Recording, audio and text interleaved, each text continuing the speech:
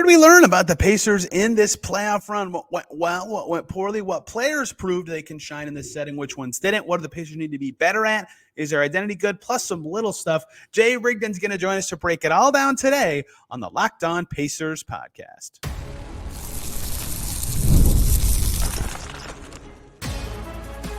You are Locked On Pacers, your daily Indiana Pacers podcast, part of the Locked On Podcast Network. Your team every day. What up, y'all? Happy Wednesday, and welcome into another edition of the Locked On Pacers podcast, where we, of course, talk about the Indiana Pacers, as always. My name's Tony East. I cover the team for Forbes and SI, and today we move into offseason mode, kind of.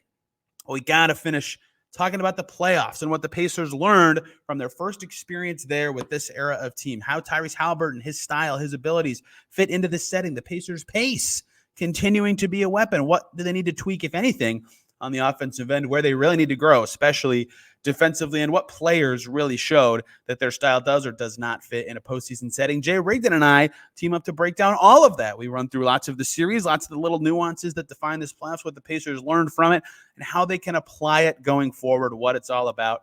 Lots of fun discussion here. Tomorrow, we'll finally dig into the offseason. We got to talk to GM Chad Buchanan at Eggs Interviews Tuesday. I was part of that interview, so I can give you some insights from that tomorrow and then run that into an offseason preview, the most important things you need to know about the Pacers in the offseason. So it's all coming here on Locked On Pacers this week. But for now, let's just get right to it with Jay Rigdon. The playoffs are done. The killer guests talking about the playoffs are not done. Jay Rigdon is here to break down more Pacers playoff hoops. It's over, but something, Jay, that I said before the postseason that I thought was valuable, even just under the crux, and when I said this, it was Giannis missing games with the calf injury of they get more playoff games if he misses more games.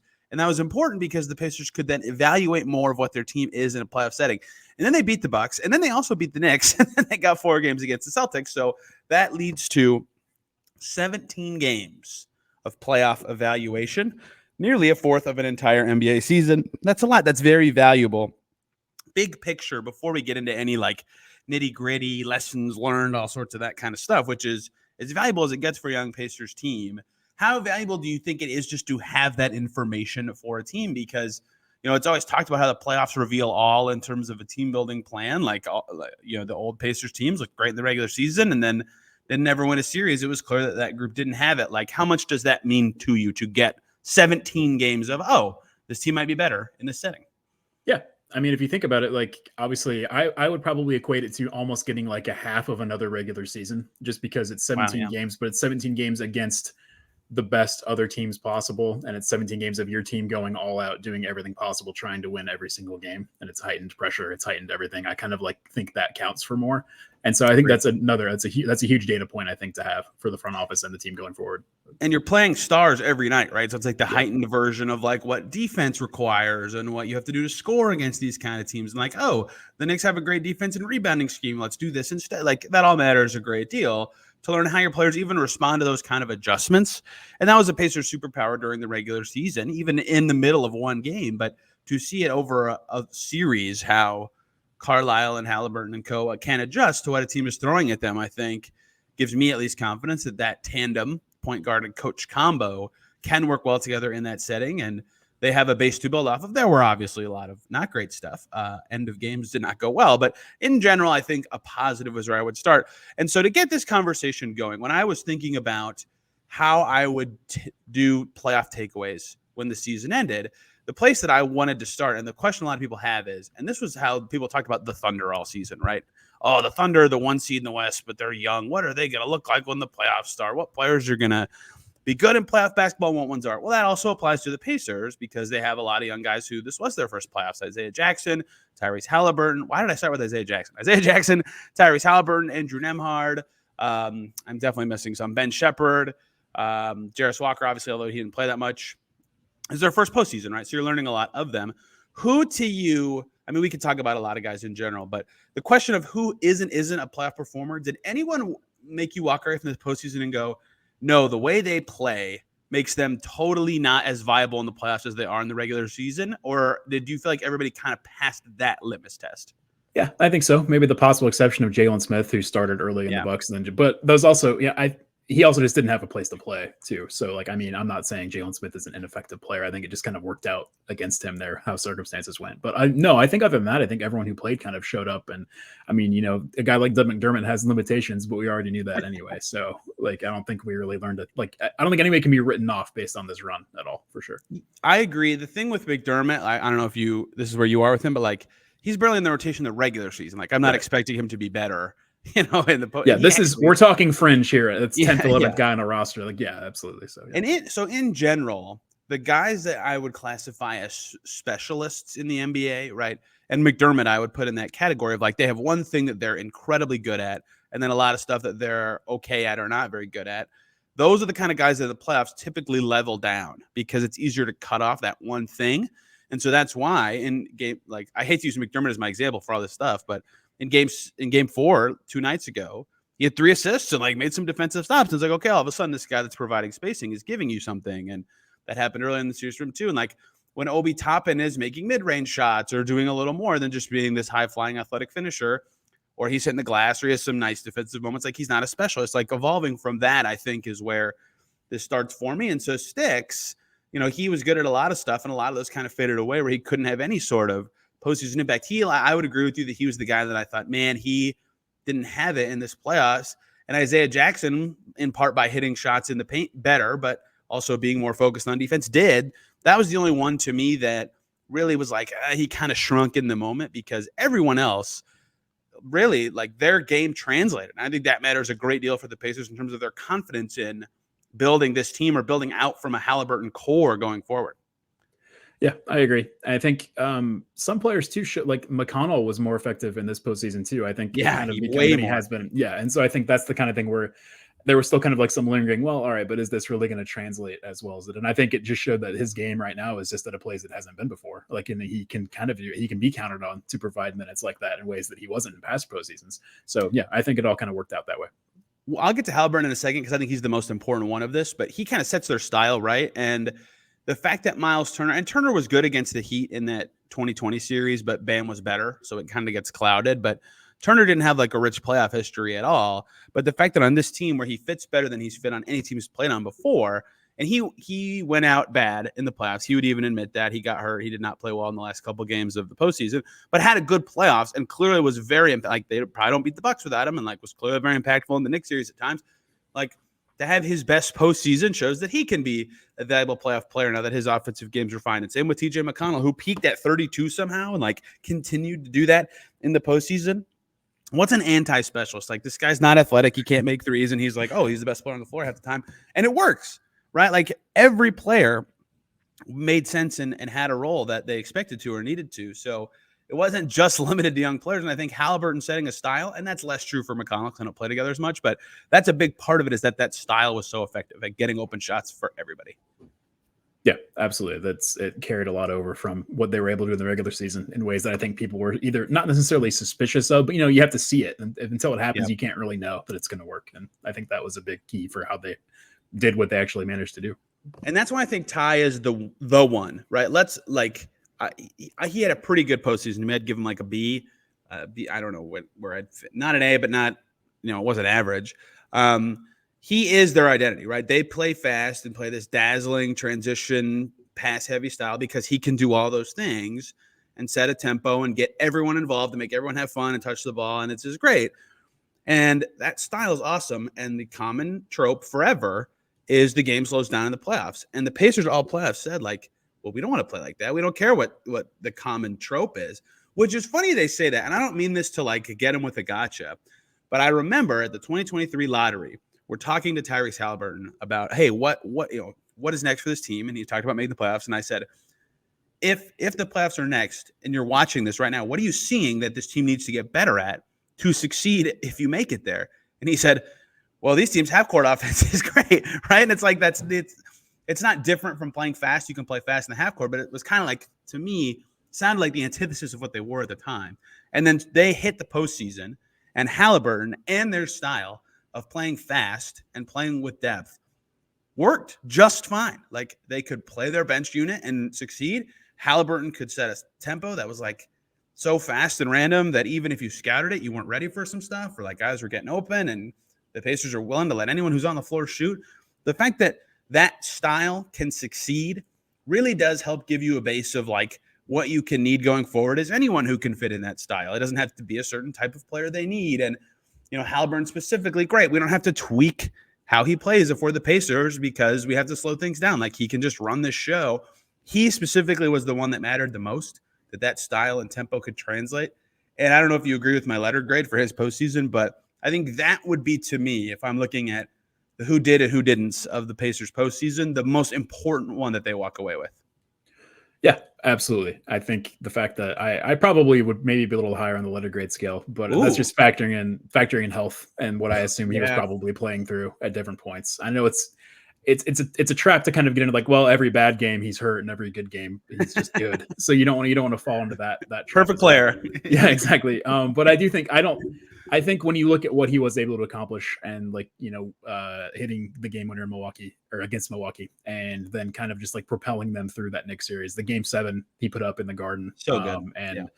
I think obviously how it ended against the Celtics is tough, like that game 1 ending and then getting hurt. Like I can't imagine. It's as frustrating as this for fans. I can't imagine that he is feeling great about how that went. That's to end his season.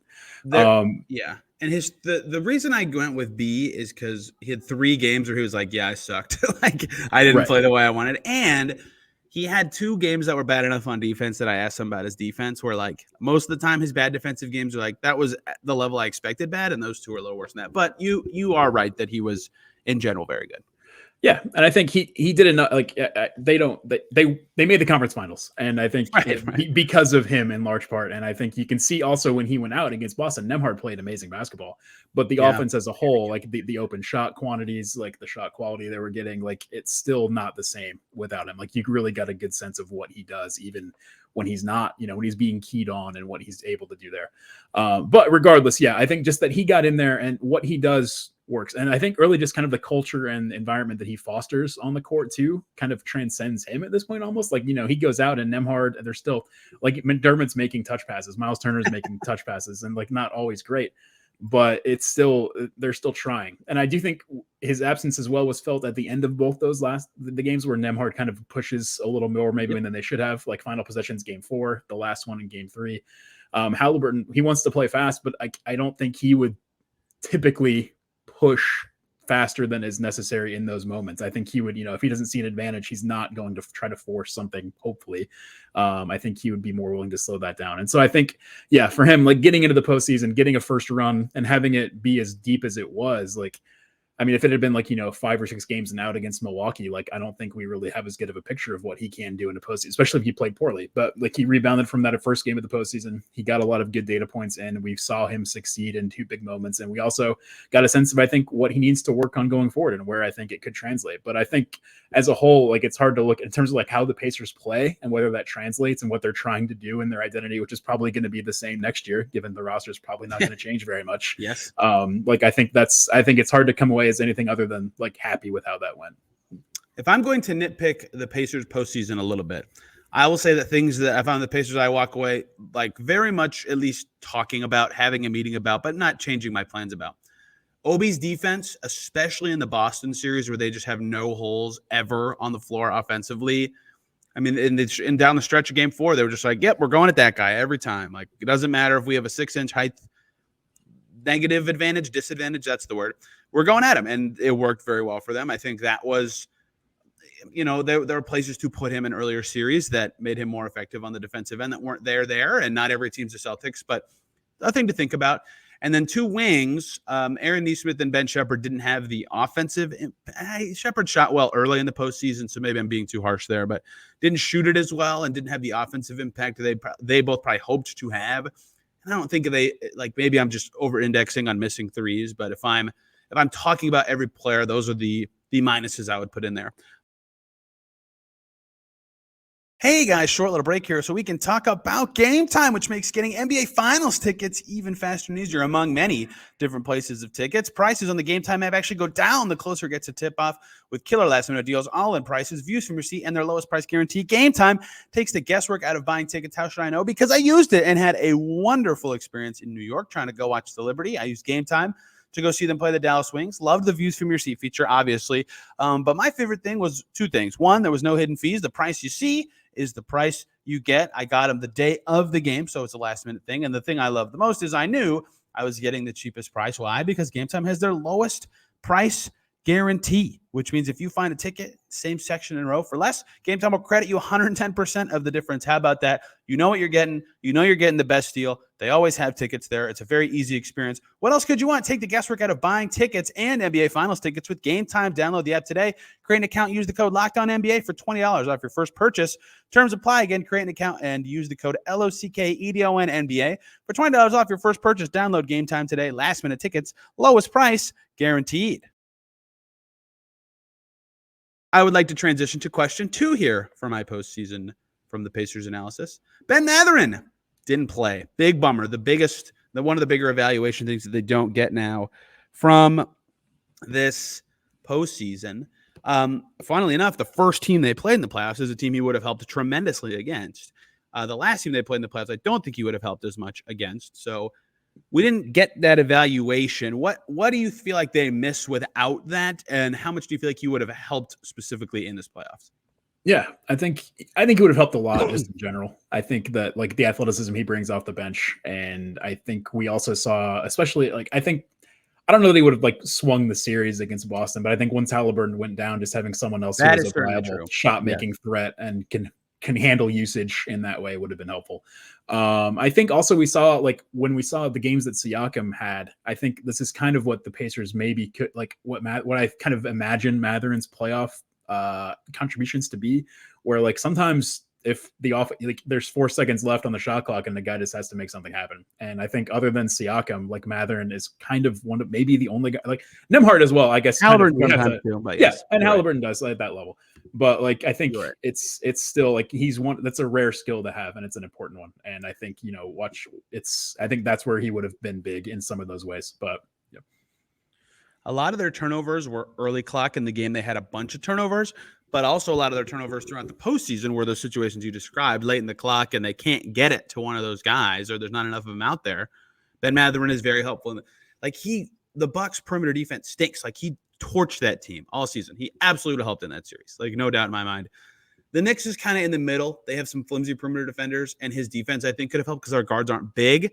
The Celtics, this isn't a Mathurin problem. This is the Celtics are a matchup nightmare for everybody problem. I don't know how much he's helping in that series, but for the Pacers specifically, zooming all the way out, it would have been nice to evaluate him. Period, no matter who their opponents are.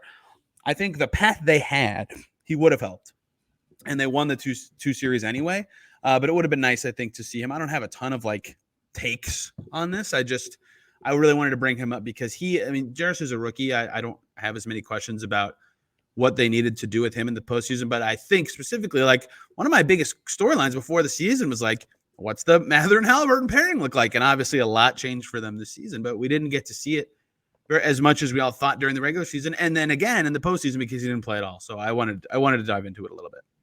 Yeah, absolutely. I think that is unfortunate that we missed out on that. I think seeing his even just having someone else who can dribble off the bench. I think Ben Shepherd was really important defensively. He flashed a couple of different games, but he wasn't exactly a lot of his shots I felt like were wide open or open shots that he took and made.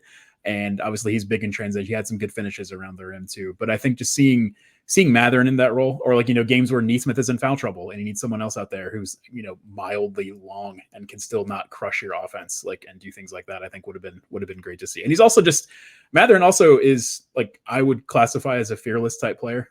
He's going to go out there. I think the Pacers didn't actually lose a ton of close games until the Boston series. They either kind of won, they had one game against Milwaukee, or they kind of just didn't show up. And I think his level, being able to go to someone like Mathurin off the bench in a game where the offense is kind of in game 1 against Milwaukee or game 5 against the Knicks, where everyone kind of seems a little rattled or shaken. I feel like Mathurin is going to come in and do Ben Mathurin things.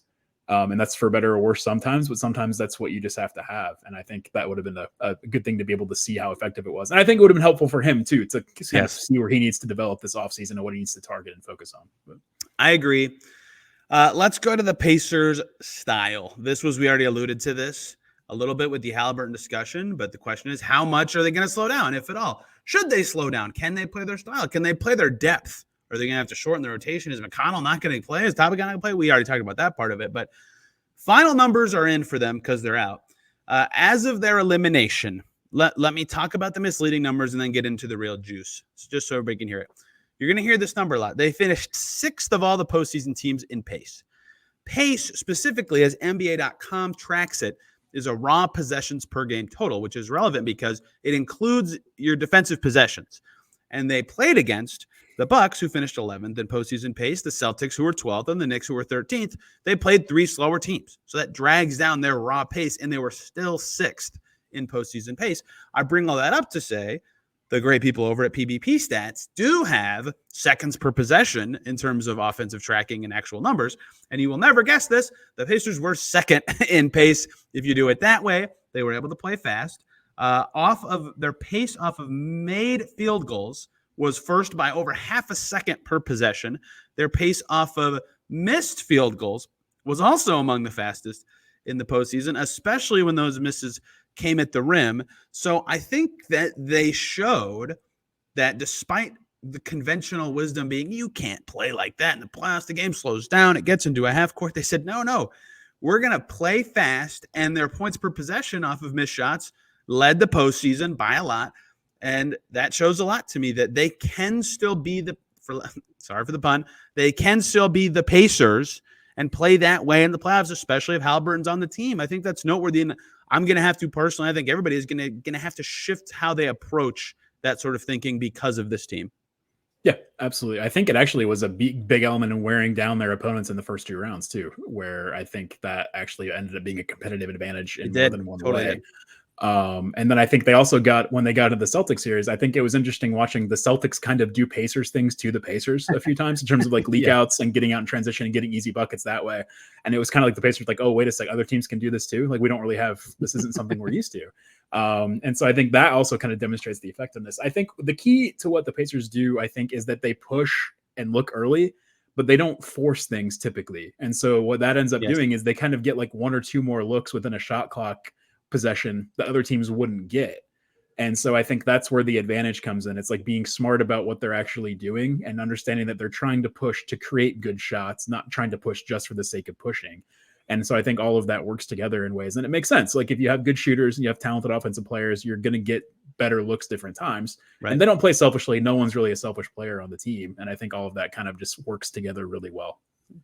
Yeah, this is obviously like a retrospect thought that doesn't count for anything, but I do wonder specifically against the Knicks, who were so thin, if just running like against that kind of team that's playing all their guys 48 minutes ended up adding to the war of attrition in any meaningful way, because already that team was like, oh, we're playing 48 minutes. Like there's only 6 of us. Like this is already hard. And now we have to sprint like every 2 seconds all of a sudden. Like I think the style helps them in that there's no way it hurt them, right? It can't have been a negative. So I wonder how much it helped. In literally every scenario, I have now read through every single category of pace that our lovely play-by-play stats friend offer. They're in the top 7 at least, and usually top 4 in pace out of every scenario, right? So they found a way to run and do the things you said, and that you nailed. I think it's important for them because then they can hunt for a second shot, and that doesn't mean off an offensive rebound. That means literally turning down a shot and going to another one. And when they play like Nate McMillan, who wanted to turn down good shots for great shots, well, your pace is slow, so you only get a few chances of that. The Pacers get a bunch. So I think, it was 1 playoffs, but it was 17 games. That's a big sample.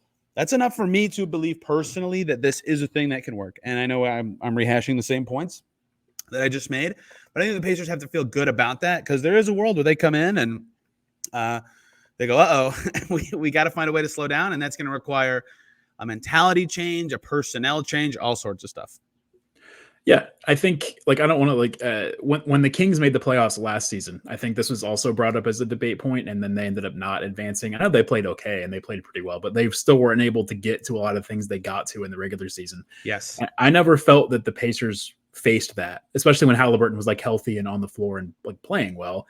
Like when he was himself, I don't feel I think you can see the vision of why they put the team together the way they did and why that's probably going to stay mostly together through this offseason. And you can see that there's both a pretty high floor for it just based on the offensive talent they have. And I think still some ceiling that could be unlocked either with internal development or better health or just more time with Siakam in the system and just kind of getting everything that together. So I think I came away very, very pleased as a fan. But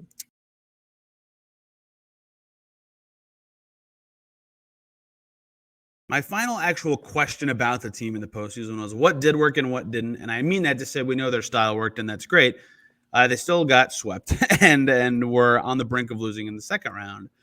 They have got to guard better. Like listen, what the Pacers, their defense isn't good, duh, but they survived. They were able to keep up offensively with lots of teams. They're a better defensive team now than they were 5 months ago. It still isn't good enough. They could not keep up with the Celtics at all. And it's just one team, but the Knicks put up huge numbers when they were healthy. Like the Bucks had a couple games where they were lights out. Like they have got to, that is the thing that they have to think about if they're going to add to this team. They have got to guard better in the postseason because all Celtics series, I kept saying this, any adjustment they make cannot sacrifice offense because they just lose because they have to keep up. And that's reality because they couldn't get any stops. And in game 4 they did and they still lost. But they have to me, what did not work is their personnel and scheme combo was not enough at all in the postseason defensively, and they have to be better in that way. They leave the playoffs with the 13th best defensive rating. The 3 teams below them, the Bucks, which lost to the Pacers and their amazing offense, the Knicks, who lost to the Pacers and their amazing offense, and the Suns, who had the saddest first-round series ever against the Minnesota Timberwolves. So of the teams that actually had a good postseason and made it far, worst defense, right? Like the other remaining teams, Timberwolves 5th defensive rating, Celtics 3rd in the postseason, and I can't find the 8th rated Dallas Mavericks. So they just have to find a way to guard better. Yeah, it was too inconsistent throughout. And I agree with you that it is the key for them. Like they can't risk hurting themselves on offense, like you said, because that was their only chance of competing with teams like Boston. Like they're going to have to be able to score, and it's just going to take brilliant offensive games. And like, that's what it is. And they had some good defensive moments, I think, but there were just way too many stretches where there would just be layups and dunks consistently, and or wide open shooters because they would double at the wrong time, or like guys get beat off the dribble pretty easily, and then it's just in rotation. And they play hard. It's not like the Pacers weren't playing hard on defense. It's just that like it wasn't just quite there, I don't think. And so like I don't know if this is probably a combination of like just maybe tweaking scheme a little bit, but I think also just guys just need to either just get better or just figure that side of it out. And like I think you also saw, this is also part of what the playoffs exposes, we saw how ruthless teams will be in terms of attacking like Haliburton. And so I think finding ways for either to protect him more, both to like ease his like workload during a game and like maybe help him hold up a little better, and just like to help the defense improve, I think would be good. I think that's going to be a key. And I think also like their good games were good, and they got like, the Shaq line of timely stops often enough in those games to win. And I think there are still other times where it's like, okay, what are we really doing here? Like, this is not a playoff level defense at all. Like, this is far too easy. You have to make Boston work a little more than they're working here to get open shots. But. So game 3 against the Knicks, the Knicks shot 1,000,000,000% and they gave up 106. Like, they defended very well that night, right? A couple of their other low allowed games, the other team just shot poorly, but they like that game specifically stands out. The very last game they played, I thought they actually defended well. They just couldn't score. Like they didn't have good defensive games in the playoffs. They very rarely had 2 in a row or even like 6 quarters in a row, and like, I can't say I expected that from them. No one did, right? They were miserable on defense for most of the season, but if you're like, they made the conference finals, we're nitpicking, but like you would hope that they would show some consistency on that end. And that is certainly the next step. And the other thing is, of course, shocker, their rebounding was not very good, especially in key moments of games. 14th in defensive rebound rate in this playoffs. They did pretty good on the offensive glass. But that is a little bit in part of why their defensive rating was so bad. But those were the 2 things that stood out as their playoff lacking points were defense and rebounding. No fun. Pat Riley hates the way the Pacers played in the playoffs, even though they made it really far. Yeah, I think it's tough when the Pacers would like actually string together a good defensive stand and then just get out rebounded, and then that's bad. That's how their season ended. Yes. That's literally how their season ended. Yes, and I think the defensive rebounding, anecdotally to me, like the effort and intensity on that and focus improved a little bit after a couple of those Knicks games where it was just horrible. And so like it was nowhere to go but up from some of those performances. But like it's still a lot to work on. And I think some of that is personnel based. Like Myles Turner is never going to be an elite defensive rebounder. I think he could be solid. I think he can do things in the playoffs. I think Siakam can help in that way. But I think also that's just, it just has to get better. These are the kinds of things where like when the margins, as we saw in the Boston series, like the margins are so thin between being up 2-1 and being, down 3-0 or up 3-1 and being swept. Like if you want to look at it that way. And so like, it's just, those things are too important to be as wide open bad as they were at times. So I had just two more random playoff takeaways that I would like to throw at you. And if you have any, this would be a good time to throw them in. One theme I've seen in this playoffs that's been very interesting to me, and I'll be curious if it's something that sticks, is lob threat bigs, especially on these teams with stud level passer creators, have been really valuable in this playoffs. Like Ant Edwards, even with Gobert, has found success. Luka and anyone, Gafford, Lively, even Kleba returning tonight for you and I, have been great. Like with the Thunder, whoever their center is, Chet's getting some lobs sometimes. I think one evolution I would like to see from the Pacers next year in the playoffs is finding a way to have Myles Turner do that stuff more, because Haliburton's that level of creator to me, and that's not how the Pacers play that much, but that has been a successful thing for a lot of the best teams in this playoffs, and I would like the Pacers to find a way to integrate that more. Yeah, I agree. I think they have some guys. I know they actually tried to throw a cool little lob play to Toppin, and Derek White made a ridiculous play to break that up. Yes, he did. But and I thought that too, because you have Toppin and Ajax were playing a lot of minutes, and those guys are both legit lob threats too. But I don't think either of them have like this kind of like screen gravity to like actually roll and be open in that way. And so like I think finding ways, like I would love for Turner to become a lob threat. He has improved a lot. I think he has the physical ability to do it. It's just never really been, he's never been a hard crashing rim rolling type big, and he's valuable in other ways for a good reason. But I think, finding ways to get, because like if you get that unlocked, like anytime you can get almost like, I don't want to say like a free 2 points or a cheap 2 points that way, but like an easy high percentage look like that, it's going to keep opening things up. I would love to have that be more of an element of what the Pacers do. I'm not really sure exactly what that looks like in practice with the current roster, unless, like you said, Myles can kind of add that to his bag a little bit. That'd be nice. But I agree with all that. Skilled size in general becoming a theme in the NBA means these lob bigs will be a thing. My other point, this has nothing to do with anyone getting better or worse. This is just a thing that became how I will define the playoffs. And like the little things, right? When you play in the regular season every night and you can't dive into a team and every player tendency every game, you mess up, or like guys beat you with their signature move all the time. And people go, how did they get beat by that?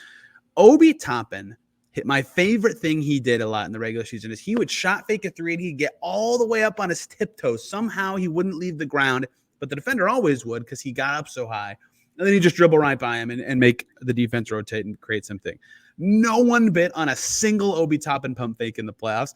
And that's why the playoffs are a different thing, is those little tiny details that teams lock into. And that has nothing to do with the Pacers playing good or bad, but that's just what it is different about it. And for a young Pacers team to get through that kind of gauntlet in their first thing is impressive. That's it. I had that note in the postseason forever ago, and I wanted to talk about it. No, it was good. When I saw your little notes list there, I thought you were going to talk about how Obi's like the most pump fakeable man alive on the outside. That is also true. Like it's kind of really a swing there. I think he bit on every possible pump fake, and I don't exactly know why. Like at a certain point, you just maybe just stay down and use your athleticism to make a second jump there once you see him actually shooting. But yeah, I agree with that. I noticed that too. Like it's little pet moves like that kind of like it. That's why I actually was impressed that a lot of McConnell's stuff did translate to the postseason. Yeah. I was wondering if that would be something that like in the past would be taken away. Like his little, like he has pet moves. Like he has, what he's going to try to do, but he was able to still get to all of that and it still worked out.